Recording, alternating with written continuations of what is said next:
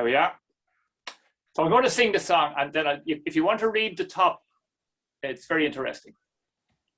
I'll sing it and then we talk about it. You musers, assist me and lend me your skill. Assist my weak genius these few lines to fill. 'Tis in praise of an arbour where oft times I've been, makes me wish to return back to Hampton Hall Green. Its boundaries are charming in the summertime. The trees grow in clusters all formed in a line. Its pleasant gardens where soil lakes are seen, and the songbirds who warble round Hampton Hall Green. The blackbird, the thrush, and the linnet likewise, the lark in the morning ascends to the skies. He arises with rapture so loving and keen that he echoes the woods around Hampton Hall Green. But now I'm in exile, far from its fair view. My thoughts while I ponder make my heart still renew. And now praise its dwelling, 'tis fit for a queen. It exceeds Ardgillan, does Hampton Hall Green. And now to conclude these few lines I've composed, you'll know by the songster I've roamed through its groves.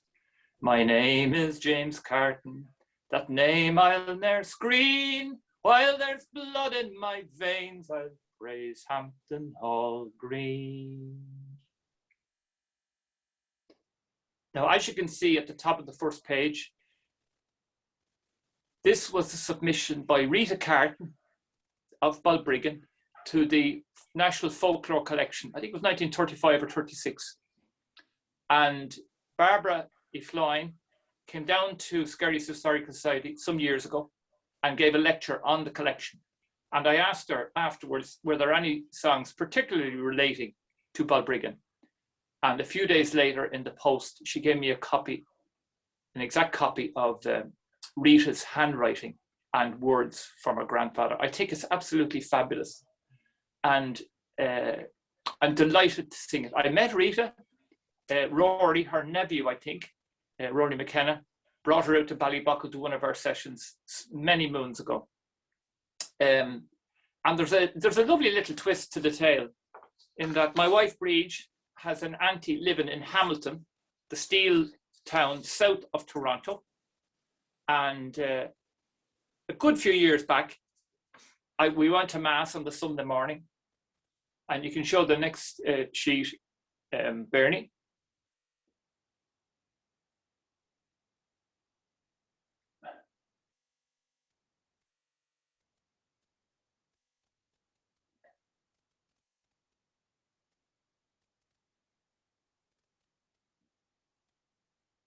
And this is a bit from the Fingal Window of April the 12th, 2006. Balbriggan woman accepts an Irish honour in Canada. And it goes on, it's an award presented to her by the Irish community in Hamilton. And what's lovely about it as well, Malachy Byrne, who was part of the Wearing the Green committee in Hamilton and brother to Councillor May McKeown, made the presentation to his fellow Fingalian. And I'm really proud of that song. I'm delighted to have met Rita, and I've met Malachy, of course. So that's the first song, History and Make Ye Upbeat. Next page, please. John Shield, better known as Shield the Poet, was born in the north of Ireland, from which he was obliged to fly during the turbulent days of 1798. He was a man possessed of much talent and extraordinary memory, and would faithfully narrate with the greatest accuracy historical transactions, etc., etc. As a poet, he enjoyed great popularity, and his works will long outlive him. He has composed many, many well-known songs, sung particularly in Ireland, and I won't go into all of that now. He was a jobbing poet, according to Jerry Cullen from Mornington, who has done a bit of research on him. only 2 years ago, a plaque was erected to his memory in the Cord Road Cemetery in Drogheda, mentioning that he's buried in it. It's an unmarked grave. He would, if you gave him a fee, he would write a song for you about any event. So we have Mary the Star of Coolfor, Rachel the Ruby of Rush, and loads of other songs like that. But the particular one, why I'm talking about him, is one that I only found recently, and it's the beautiful Balbriggan Maid. And the beauty of Shield was that an awful lot of his songs appear to have been to the same air. And the first song I learned of his was called Mary the Star of Coolfor. And of course, I've put the beautiful Balbriggan Maid because the words all fitted exactly. I'll go through most of the verses here. It's a 4, 4, 8, 32 lines. It's a long one. So, and it's in the key of C sharp. So.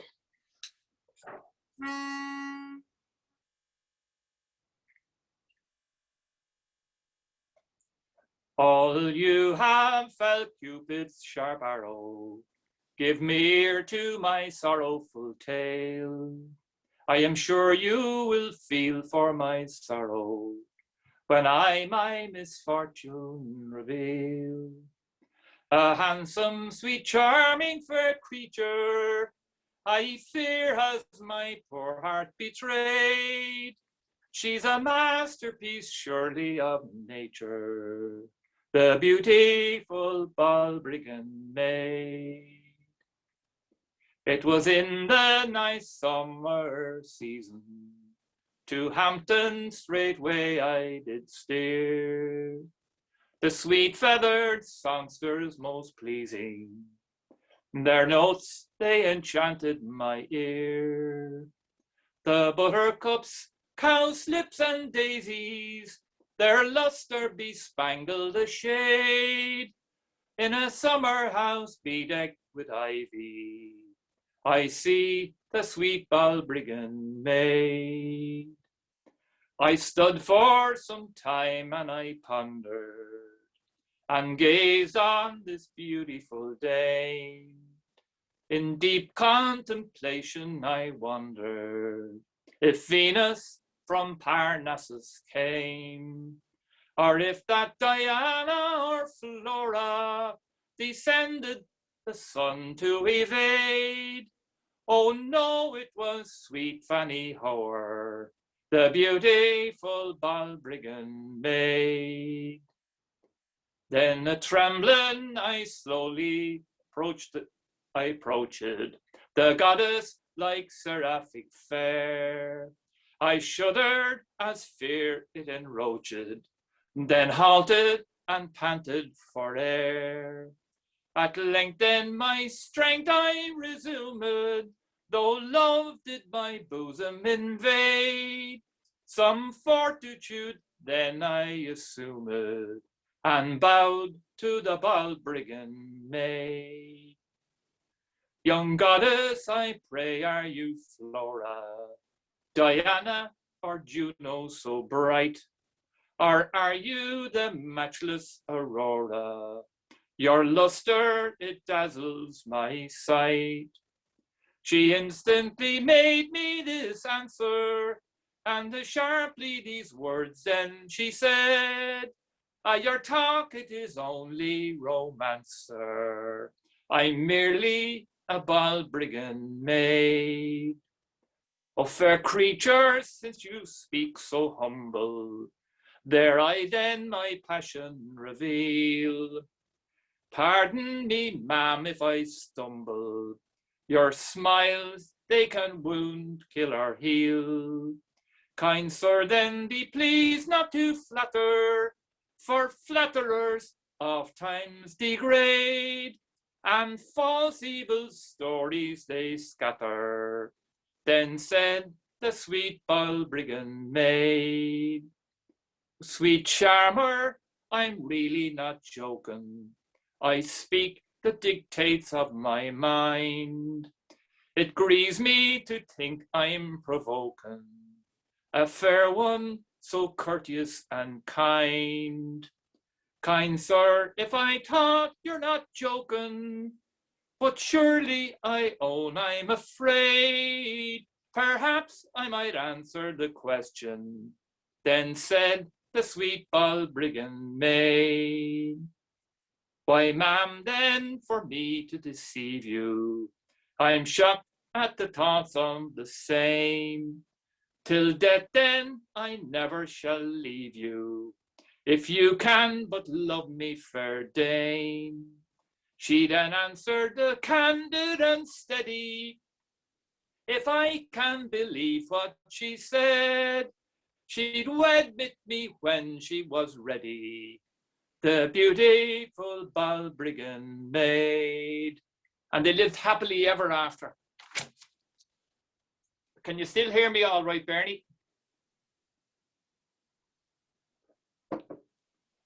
Yeah, we're okay, are we? Yeah, we can hear you, David, no problem. Thanks, Brian, that's grand. I keep moving on. I think I've Joe Curtis to thank for the next one.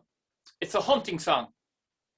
Written by Patrick Coyle in commemoration of the gentlemen who hunt with Mr. Woods' hounds, Milverton Skerries, November the 1st, 1821. And what I love about this is the names. It's most of the landed gentry at the time. And cracking song. D minor.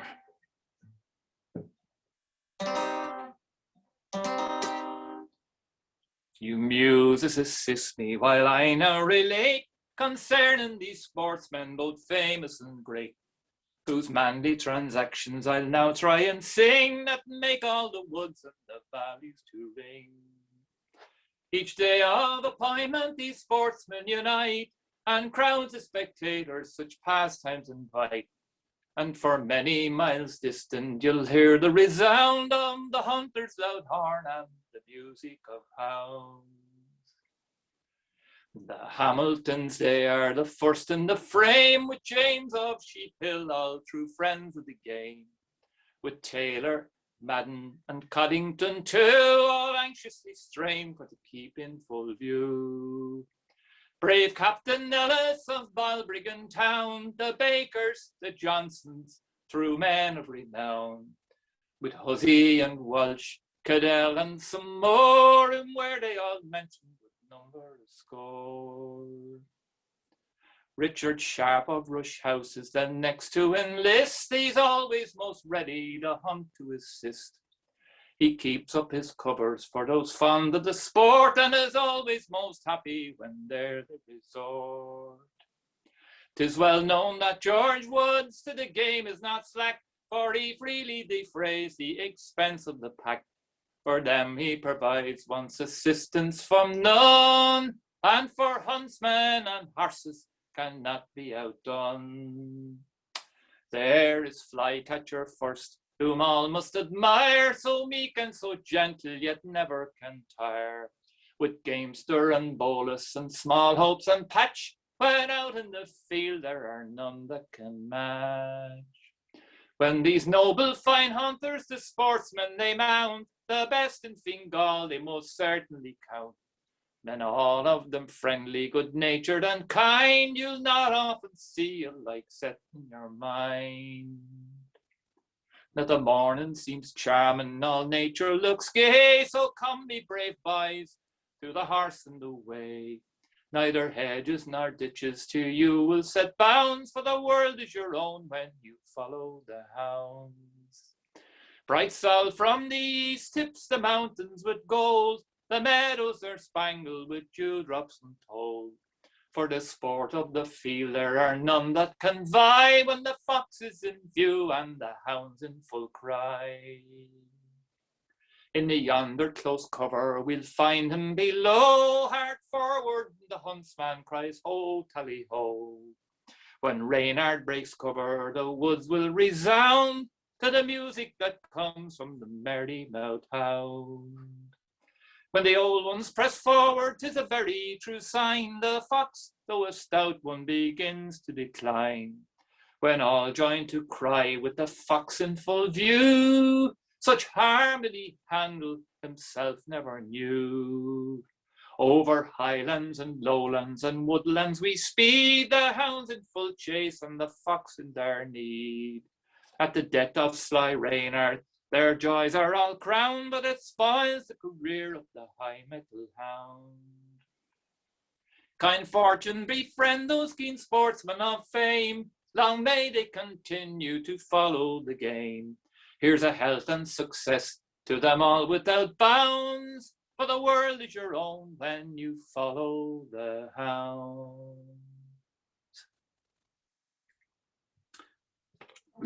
Now, we'll go up the North Road as far as Gormanstown, and we turn left between now what's the two petrol stations, and you go up through Lisdornan, which is where Nappertandy came from, 1798 and all that, and go through Lisdornan Cross, and you have one of the great views in Ireland to the right off that road, right up to the Mourne Mountains, the Slieve Gullion and the Coolies.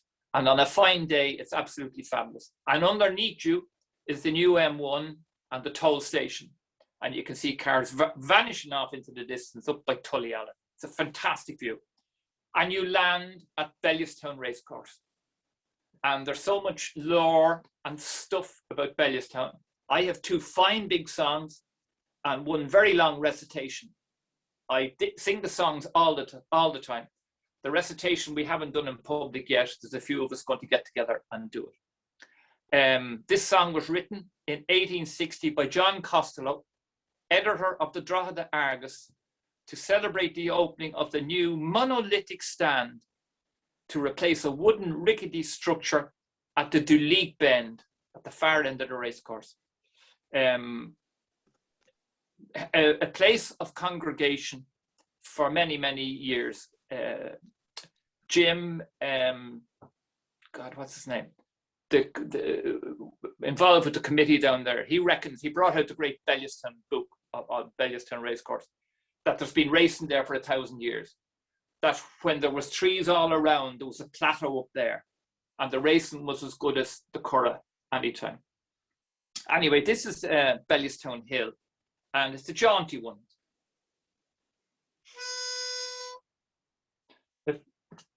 If a respite you'd borrow from turmoil and sorrow, I'll tell you the secret of how it is done. It is found in this statement of all the excitement that Bellewstown knows when the races come on. Make one of a party whose spirits are hearty, get a seat on a trap that is safe not to spill. In its well-packed the hamper, and off for a scamper, hurrah for the glories of Bellewstown Hill. On the roads how they dash on rank beauty and fashion, a glorious sight by the powers of war. From the coach of the quality down to the jollity, jogging along on the now jaunting car. Those straw cushions are placed, 2 feet thick at least. It's a jigging and jumping to mollify still. Oh, the cheeks of me Nelly, they're shaking like jelly from the jolting she gets as she jogs the hill. In the tents played the pipers, the fiddlers and fifers, those rollicking mills such as Ireland best knows. And while Paddy is prancing, his Colleen is dancing, demure with her eyes quite intent on his toes. Fair play to you, Mikey, you're dancing so sprightly, bounding the boards like a pea from a quill. It would cure a rheumatic, he'd jump up ecstatic at Tatter Jack Walsh upon Bellewstown Hill. Oh, it's there neath the haycocks, so splendid like paycocks, in Chatterton groups that the quality dine. Cross-legged like tailors, the gentlemen dailers are sitting and supping on brandy and wine. And the gentry from Navan and Cavan are having, neath the shade of the trees, an Arcadian quadrille.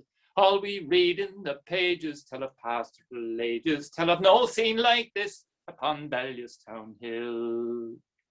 When you arrive at the summit, the view that you come at from far distant morns to where Tara ascends, there's no scene in our Ireland, dear Ireland, old Ireland, to which nature more exquisite loveliness lends. And the ground neath your feet holds a memory sweet, the patriot's deeds, oh, we'd follow it still. 98 volunteers with the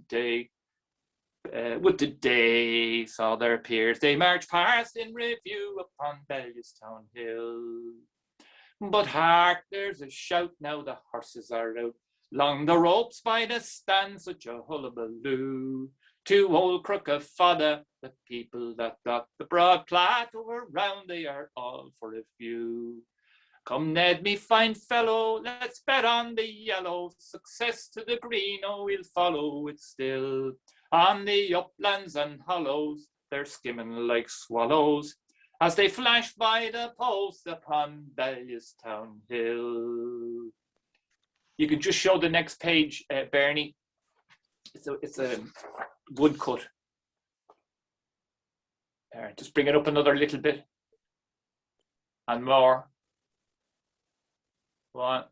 Yeah. From the coach of the quality down to the jollity, jogging along on an old jaunting car. It's a great gang up there. There's a great committee, a lot of volunteers. They do great work. Our little journey through East Meath and Fingal now, we're going out west. And we go out through Ardcat or Clonalvy, and we finished up just east of Garristown at a place called Balbregan just south of the Great Commons of Garristown. And Billy Reynolds is there, and Billy helped me with this song, and the members of the Garristown Historical Society.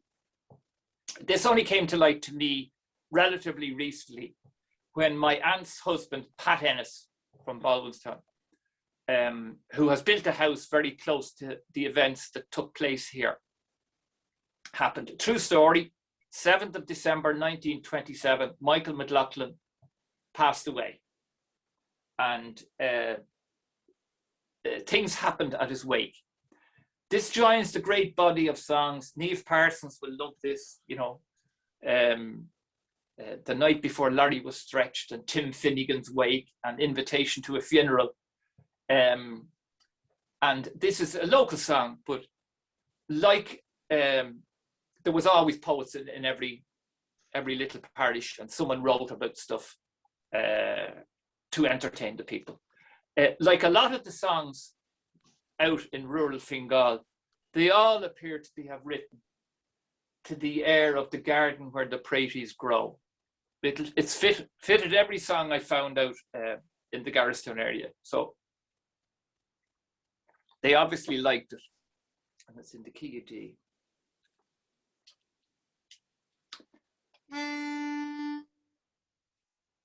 Oh, come all you lads and lasses now and listen here a while. I will sing for you a verse or two, it'll cause you all to smile. It's all about a miser who was lately passed away, and now he lies in Garristown, a smouldering in the clay. It was on a cold December day, his weary eyes did close, and there upon his deathbed he did sleep in calm repose. The boys they gathered round him, but too much they did partake, and they drank unto each other's health at poor old Michael's wake. Now the will was read beside his bed, with friends all standing round. You should have seen their faces when they only got £5. They did rage and roar, and the darky swore, sure it was a harmless take. And well he knew he could nothing do but get drunk at Michael's wake. Well, Foley discontented, he sat down beside the fire, and to have a row with someone, well, it was his sole desire. How is your daughter, Boylan asked, and he raised up in surprise, for Foley with an uppercut brought blood to Boylan's eyes. Oh boys, there was some drinking done, they never missed a drop. They weren't all like the niner, 'cause he knew just when to stop. And Matt Gilroy, now that's the boy, I heard some fellas say. that he had to cut 2 walking sticks to guide him on his way. The other boys, to my surprise, were in the best of cheer, but James, who came from Bogview House, was sleepy from the beer. He laid down in the cowshed stall, his weary eyes to check, and there he woke next morning with the bull chain round his neck. His friends, I hear, are in despair about their great bequest, for they know that when his debts are clear, there'll be nothing for the rest. For if Kangley gets 800 and then Barty has his take, and Gormley paid for drinkables supplied at Michael's wake. So old bachelors, get married now, make haste and don't delay, for death with all its wicked pangs shall cross your path someday. No wife and children left behind to worry for your sake, but a lot of drunken bowsies that will curse you at your wake. There's a postscript to that event. Billy Reynolds has shown me a column from the Drogheda Argus about a court case. Oh, thank you, Breach. For the trauma of the last song. Refreshments. The court case happened at Gormley's, the publican John Gormley, whom I knew, who I remembered in the 1970s and 80s, was sent to the executors to get payment for the drink that was and food that was supplied to the wake. He lost the court case. There was a row over who was the executor or whatever. But the boys obviously decided that the money was going somewhere else, and they tried to spend as much of it as they could. So it's a cracking story. We'll now move on to the one with Luska on it. Yeah.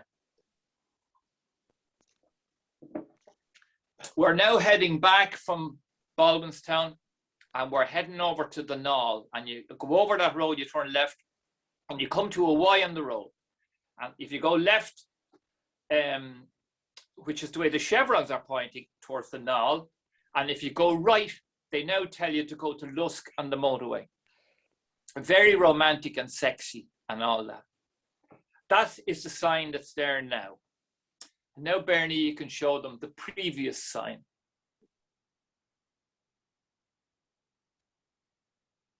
Wonderful sign. Firstly, you hit the Nag's Head, Keown and Coppell, and then you go straight through the Nag's Head, over the top of Hollywood, down the far side, and hit the 5 roads, which was a 5-road junction, the Ballyboughal, on the old N1, halfway between Balloch and Balrotherley, just before the Balrotherley Strait. Larry O'Connor, God rest his lovely soul, was working in Fingal County Council, and that was being taken down. And he tipped me off that if it went missing, it wouldn't be missed. So that's safely ensconced in my garden at the moment, pointing towards the Nag's Head. Now, if you go along that road, halfway between the Nag's Head and the 5 roads, the townland of Canoud and the Hollywood murder, Bernie. Next page.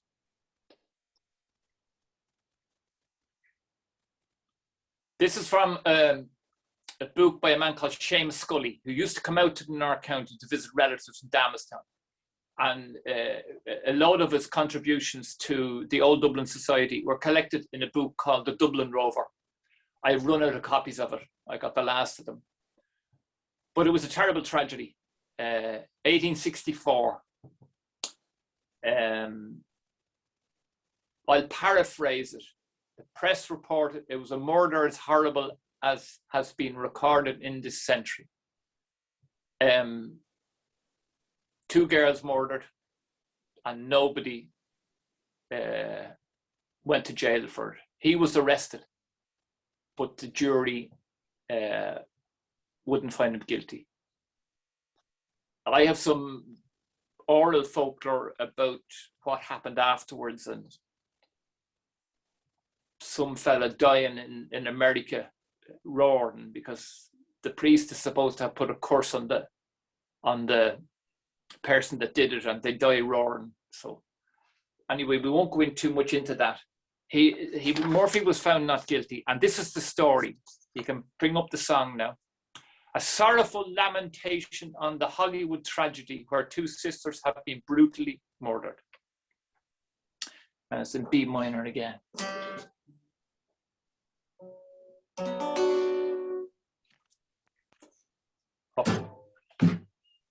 All you that have kind feelings with me now sympathize. And when you hear this tale of woe, it will you much surprise. Two sisters, they were murdered all by some villain's hand. Such a terrible deed, it was never known in this our native land. Richard Murphy farmed his land near Hollywood, we hear. It was held by his father William for many's a long year. To his one son Richard he willed a house and land, and to his daughters Ellen and Jane were apportioned £20. It was on a Monday evening, Richard Murphy, he did come home, and there beheld a terrible sight, caused him to sigh and moan. His sister Ellen by the door lay bleeding in her gore. Two awful wounds to her fair neck, and her skull was battered and sore. Help was quickly summoned, and for Anne did search around. But in the field rear to the house was her cold body found, a lifeless corpse covered in blood, most dismal to be seen. It would chill the hardest heart to see, and a bilking she had to be. Richard Murphy, he was arrested and sent to Kilmainham jail. Compelled to stand his trial alone, for him they take no bail. On circumstances he was tried, so all may plainly see why the learned judge and the jury, they must set this prisoner free. For it was no stranger done the deed, as everyone may know, but some bloodthirsty villain to prove his overthrow. The money he would also take if he had only time. Providence, who rules above, will yet reveal the crime. His trial it lasted 7 days in Green Street Court, we hear. The parish priest and others for him they did appear. Sidney and Curran, his counsellors, the law they did expound. Judge and jury did agree, not guilty he was found. Alas, no bloodier deed was done in these most cruel times, to find young women murdered for neither stain nor crimes. We hope all friends and neighbours will devoutly for them pray. Vengeance is mine, said the Lord, upon the judgment day. That's it. No Murphys left now. Tom Murphy and his family, they're no relation or connection to the Murphys in that house. The family just died out, so I'm told. It's unfortunately very close to the phone mast and Rachel Riley's house. So to have two such horrific murders in the one area. At the same time, around 1863, a young man from Garristown or a man called Patrick Kilkenny from Palmerstown, far side of Oldtown, was all going out with a girl called Margaret Farquhar in Palmerstown. And it was going on for a while, and she was getting a bit edgy. And she said she was going to go out with this baker from Garristown.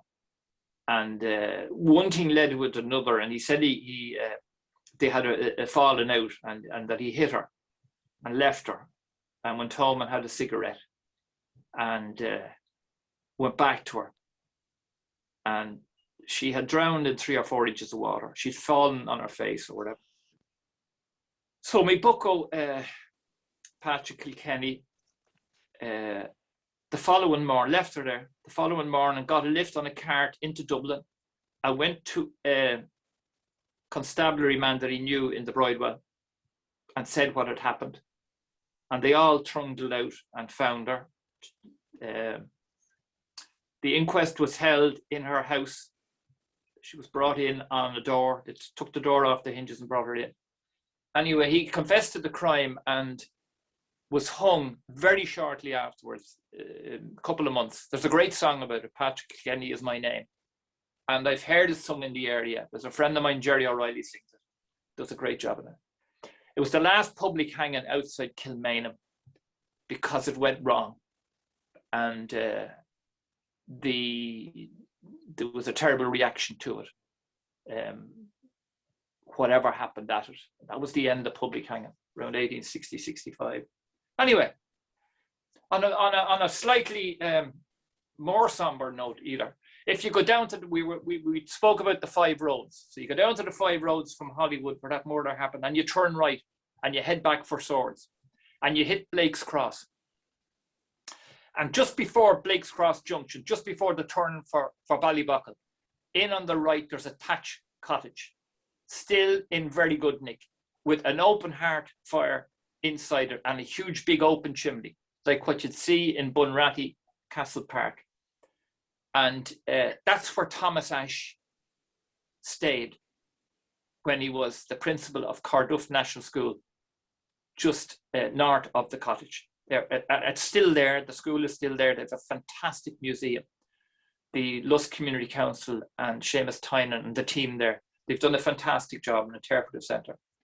That's where Thomas Ashe lived. And excuse me, I'll have a drop of Guinness.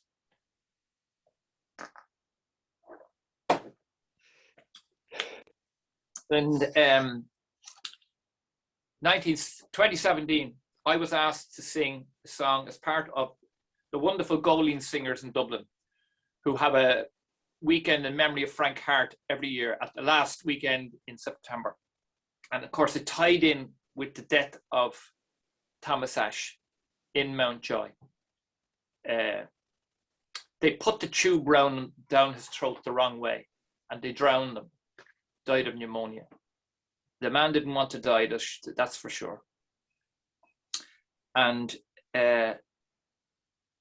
Sean O'Casey wrote this air, and the guys in the Goleen suggested that I sing it, this lament for Thomas Ashe. And it's a cracking song. You can see O'Casey's genius, and it's in B flat.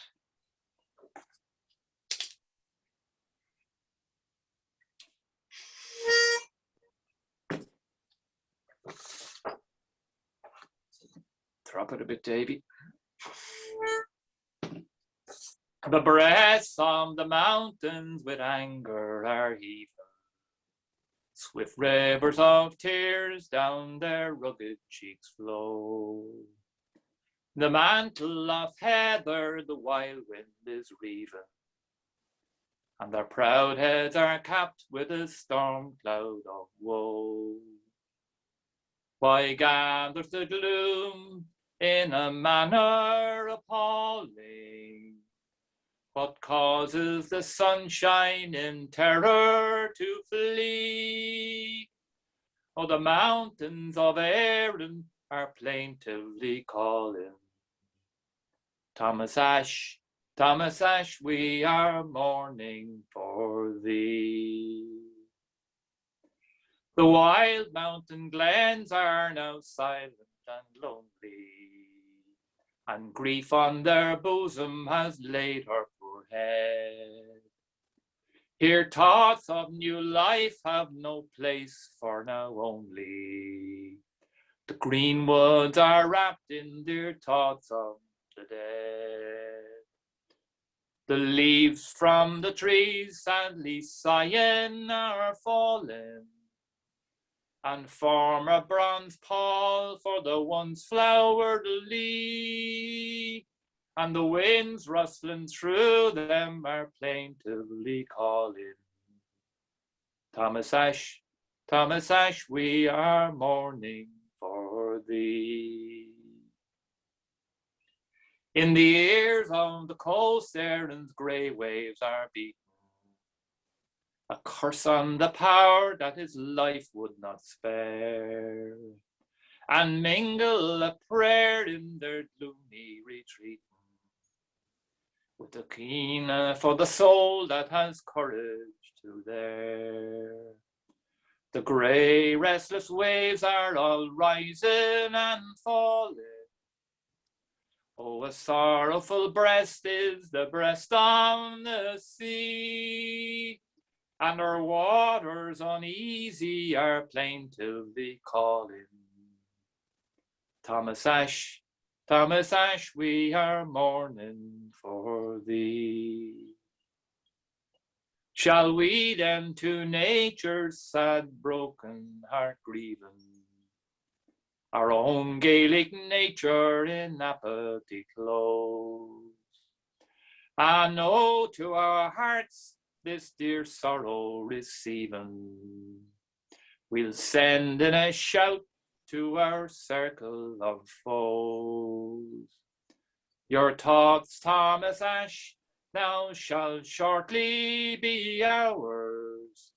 As you fought the good fight, so we'll fight to be free against all the vain pomp of their princes and powers, made strong by the thought of their vengeance for thee. Here we are.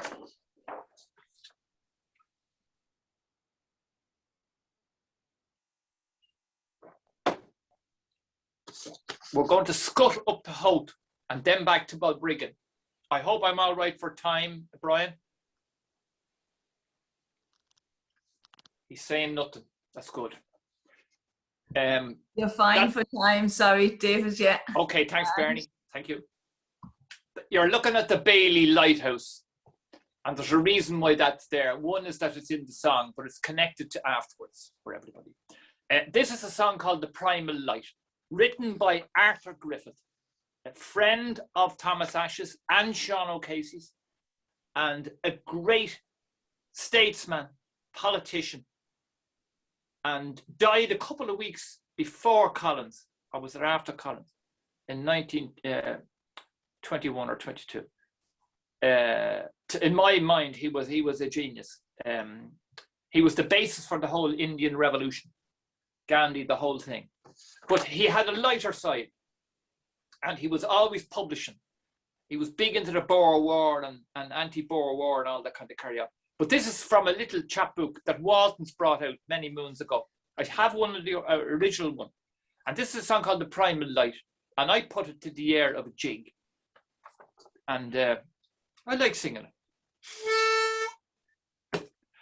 All for contemplation and meditation, for recreation as evenings close. I wandered gaily down by the Bailey, where night and daily the water she flows. Old Sol was resplendent, and in the ascendant and shed his transcendent effulgent rays. I mused and I pondered as I idly wandered the light that was squandered in the primal days. Now I heard a noise and I raised my eyes. May I be poisoned, but I saw a sight whose awful wonder took my legs from under and broke asunder my powers of flight.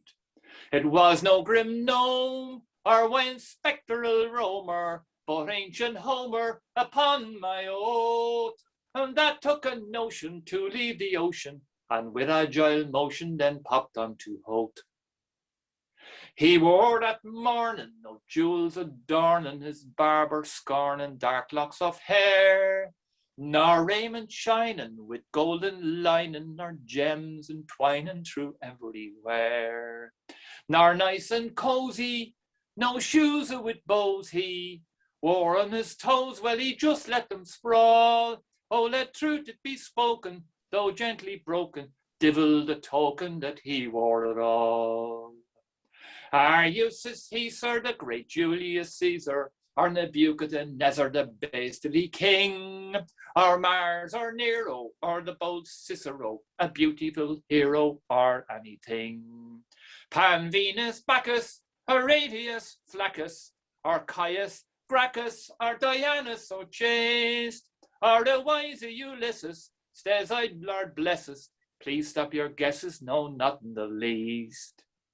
I am not Venus in the heavens between us, I am no queen as I am a man, nor am I Martha from ancient Sparta, Magna Carta or Ispayan. But I am yours truly. Well, he looked at me cruelly, up on his haunches gave me such a fright. Well, he groaned and he vanished and forever banished, and so ends my song of the Primal Light.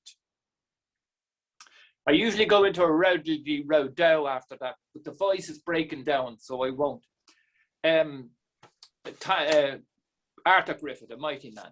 Now you're looking at the one in the Bailey, and here we have, I thought I wouldn't see it in my lifetime, putting the canopy back on the lighthouse in Balbriggan.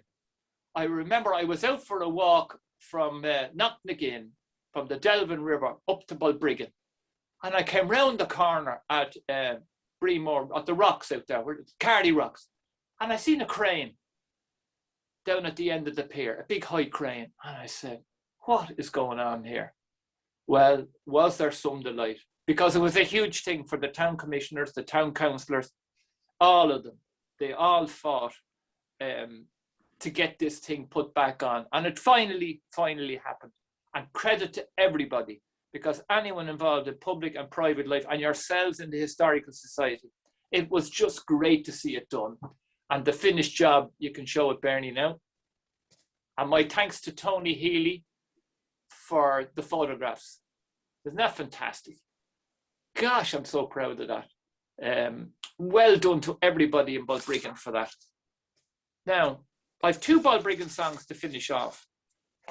And Brian mentioned at the start about the Sackable Brigade, and I can't remember where I got this song, The Bold Black and Tan, but it's certainly slagging the Brits or the English or whatever. And again, I've put it to an air that was in my head. Niamh Parsons knows what air it is, I don't. And I'm going to give it a go now. I think it's in the light of the Sackable Brigade, which had been only 7 or 8 months ago. And it's in the key of C.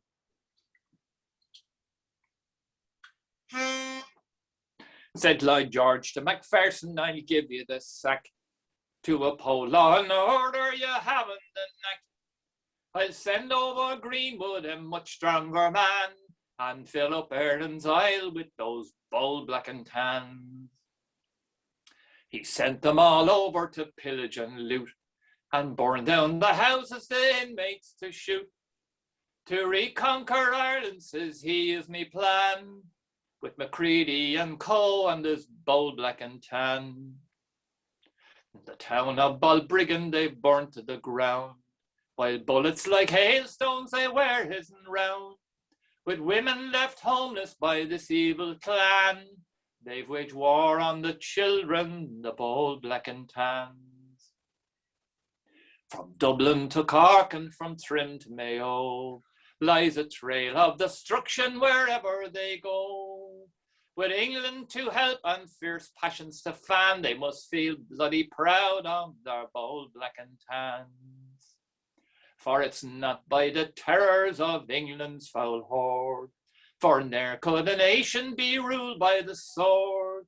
Our country we'll have yet, in spite of our plan, or 10 times the number of bold black and tan. We defeated conscription in spite of their threats, and soon we'll defeat old Lloyd George and his pets.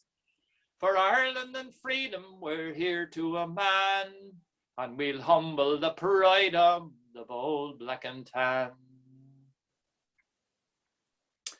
That's that. And now we come to the last song. And this is called A Balbriggan Song, dedicated to the Gladstone Gaels of Balbriggan. My thanks to Sean Faulkner from the magnificent group of singers who meet every Wednesday in Carberry's and Drogheda. We meet by Zoom now, and we'll be meeting after this. He unearthed this and other songs. Very interesting story. The author of the song appears to be a Thomas O'Brien of Elm Grove, Julianstown, who used the pen name Clontarf, as he's listed in newspaper adverts as a poet, writer, and seller of songs of liberty. We're talking the end of the 19th century here. He wrote a lot of fine songs, football teams, Gaelic football, early Gaelic football teams and all that. He'd be a contemporary of Patrick Archer's, the whole fair Fingal thing. There's also evidence that he was involved in the Fenian movement as a young man and was a prolific letter writer to the press and took up the cause of the housing of rural labourers. And I must say, Declan Brady, the historian, has given me that little bit of an article that he wrote 3 years ago. And it's a potted history. And there, people like him, and in all the historical societies around Fingal in particular and East Meath, the wonderful work that you all do, it's so much appreciated. Archive work and research and doing papers. And I come along and sing a few songs. But I'm going to sing this one now. I love this song. And thank you very much to the Society for asking me to do the little paper. A few other thank yous before I finish. I mentioned the Golian traditional singers, the Carberry group who meet in Carberry's and Drogheda, Joe Curtis, Barbara Efline, Declan, Billy Reynolds and Pat Ennis, the late Pat Ennis from Garristown, the late Jimmy Scully, Tony Healy for his photographs. And I hope I haven't forgotten anybody. And now I'll sing this song. With the joy and the pleasure, in the fullest measure, I will sing in praise of the Gladstone Gaels. Just now preparing, as athletes daring, to bear their flag o'er Fingalian vales. No bogus leaguers, nor violent intriguers, are these but true men who would lay down their lives for Ireland, on hill or moorland, the valiant Gaels of Balbriggan town. On hill in the valley, by lane and alley, in olden times it was oft proclaimed, their fathers are glorious, were oft victorious in wrestling matches and football games. In actions ever, our sailors clever, our hardy fishermen and toilers brown, by land and ocean with brave devotion, upheld the fame of Balbriggan town. In battles olden, were garlands golden, full often worn by their fathers brave, and even later in actions greater, 10,000 miles o'er the heaving wave. when gallant Keating all foes defeating, has won great glory and more renown. For those defiant, bold, self-reliant, devoted Gaels of Balbriggan town. These Gaels, they inherit the Spartan spirit of the gallows lasses and the Fenians bold, who at Kincara and Royal Tara played the games athletic in days of old. And should our old land e'er need a bold band to raise the green flag where cannon frown, in the soon hear rattle the Gaelic drums of Balbriggan town. So boys, get ready, march onward steady, fly high your flag over fair Fingal, swing up the leather and all together, hip hip hurrah for you one and all. Long, long your glory will be famed in story, from our close banks to the county down. Those daring dashers, those sterling slashers, the Gaelic men of Balbriggan town. There you are. That was absolutely wonderful, David. I'm going to just stop sharing the screen now with all your wonderful presentation, and we'll be back to everyone. Thank you. Okay. And recording. David, just fantastic, absolutely fantastic to hear that. It's absolutely beautiful. I was feeling sort of, I tried to press the right button to have a chat with you. I'm trying to not interrupt you, and at the same time I'm feeling he's on Zoom and he's getting no feedback whatsoever from us, to whether, you know, and I can assure you that everybody's enjoying it enormously. I don't know, there's a bit of noise there in the background, but it's really brilliant, and thought it was very interesting. And for a whole heap of people that couldn't go outside 5K for quite a long time, we took a nice little journey there, didn't we? Up and around Bellewstown and up to Balloch and Blake's Cross and so forth. So really delighted with it. And of course, yeah, thanks to Tony, he does lovely photographs, and we were delighted to be involved in putting that top back on the lighthouse. Is great. And you love the reference to the Sackable Brigade. I mentioned earlier the Sackable Brigade. We have the YouTube videos, and there are still some of the medals, the special limited edition commemorative medals, that are still available on our website. I don't know. I did look into the chat, and thank you very much for everyone who did put something there. I don't think there was any questions, Bernie. Am I right? Yeah, I don't think so. Just at this point now, I'm going to thank you all for coming. Thank David, and it's brilliant.